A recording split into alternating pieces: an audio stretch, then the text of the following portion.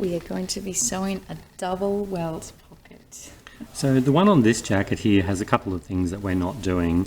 It has the bar tack at each ends to secure the edge, and it also has this little sort of embroidered crescent shape around it as well, which we won't be doing. I mean, if your style is a bit sort of like workwear, there's no reason why you can't have that stitching there, but we're just going for a cleaner finish on ours.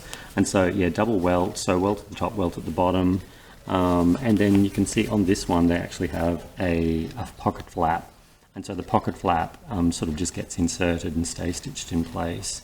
And then what have they done here? And they've also got a cute striped lining inside here as well. So ours is a bit different because we're actually having a facing here because we're not having the pocket flap.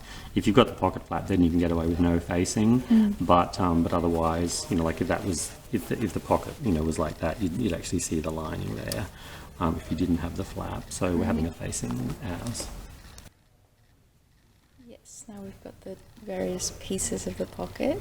So this is just a little backing piece, and you can see that it has the two drill holes there, and the two drill holes will be 0.5 inside the ends of the finished pocket.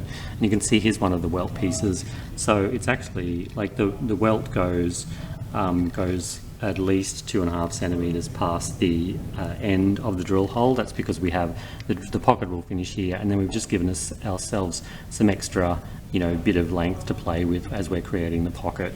So our pocket welts, so that you should have 2 of these, so they're interfaced, so make sure that your interfacing goes on the inside when you press them in half. So one at the top, one at the bottom, one at the top.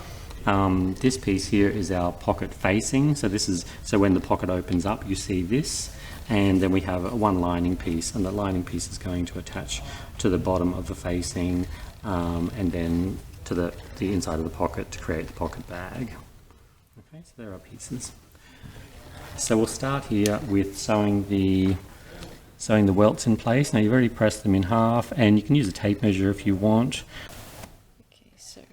One welt, and so we're just about to sew the first welt in place, and we need the raw edge of the welt to line up with the drill holes, and we want it to be an even amount, so it should be about 2.5 centimeters past the drill hole on each end, and we're going to start 5 millimeters back from the drill hole. Drill hole's there, we're going to start 5 mil back. So when you put it under the foot, lift the foot up and position the needle in place. And you're sewing in the centre. And we're sewing in the centre, so there's going to be a tiny bit of fabric on both sides there as we sew down. So just keep it nice and straight, and just do like 1 or 2 back tacks at the beginning. And then when you get to the other end, and we've sewn 5 mil past the end there. Okay, and the good thing about this, then, when you're sewing the other welt in place, is that you've already got one row of stitching, so you just sort of line these up, and you know, raw edges together. Yeah, so the raw edges sitting next to each other, and then you can line it up there. So even if you need to put a pin there to show you where that start is, and that way the ends of the pocket will be nice and square.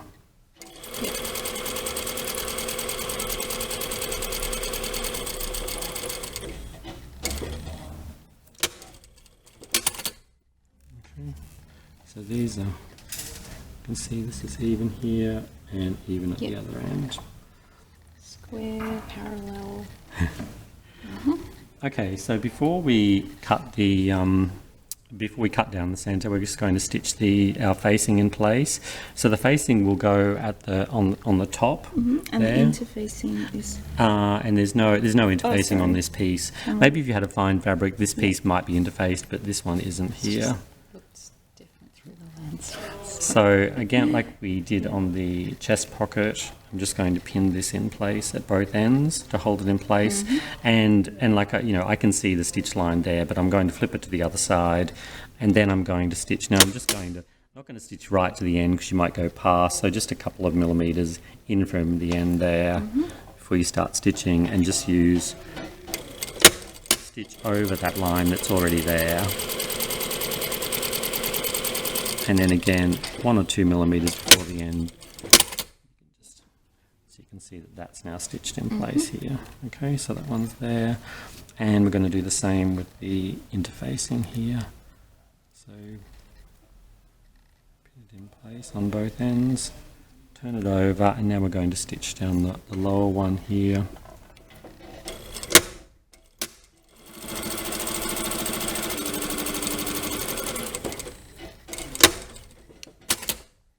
Okay, stitch that in place.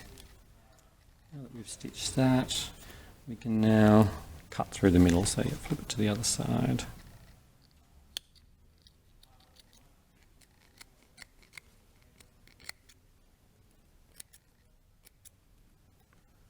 And we do actually, and with this one, we can actually snip through the layers. So we're actually cutting through the welt as well as the outer fabric. Actually, my snippers don't like this, so I might have to just get a pair of scissors. Okay, so I've got a pair of scissors because my snippers don't like going through all of those layers.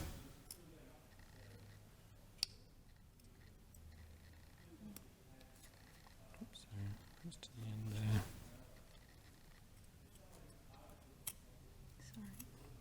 And don't go too wild, just take tiny snips, because what you don't want to do is go like this and cut all the way through here. Then you'll have to start again. And if this is on the front of your jacket, you wouldn't be too happy about that.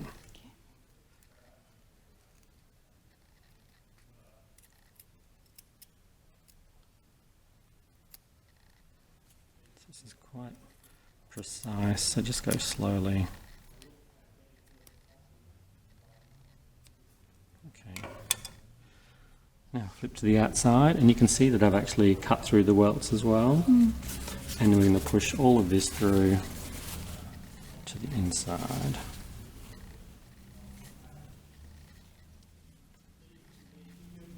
And the welts and everything all go through.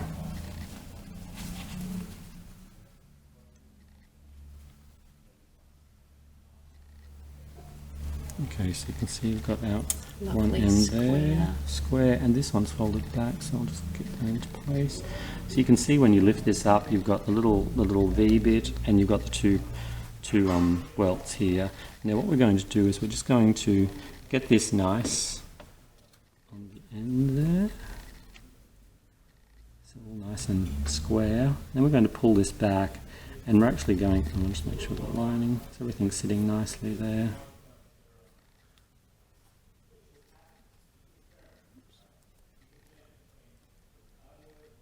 And we're just going to stitch along here to secure the ends of the V.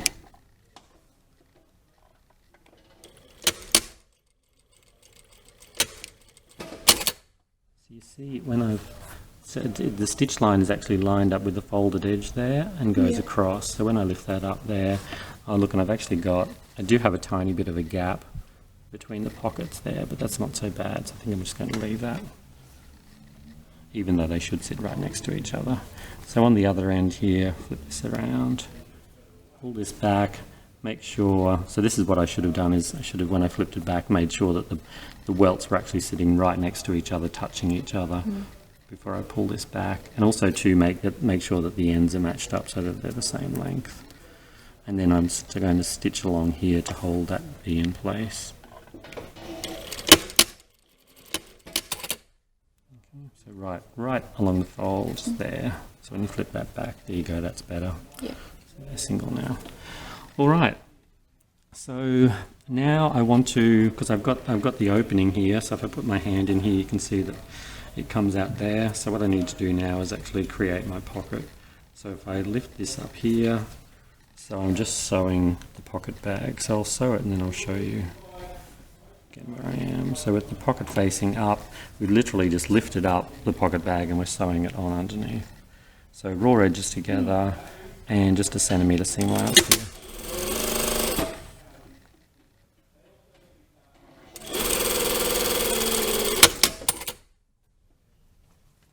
Okay, so there's a pocket bag done. The sides are still open, but before we actually, so this pocket's going to be on the inside of the garment.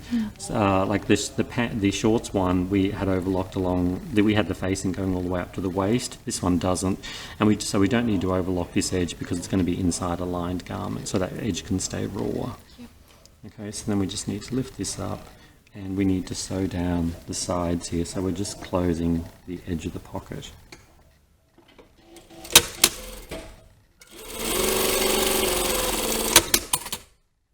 So down that side. Yep, so I haven't started right at the top, I've just started, there, because it's being held in place. And then on this side here, I'm going to start down the bottom on this one, but just make sure that this is held nice and taut and you don't get any, bulges or any twists up the top.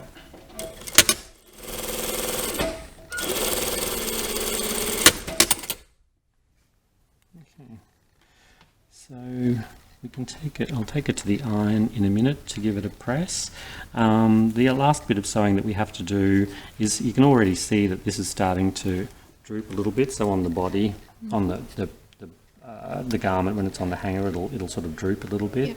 So we just need to stitch the pocket closed. So what we want to do is match up so that the folded edges of the welts are against each other. So close that up, and then we want to pull this back, make sure that you hold that in place.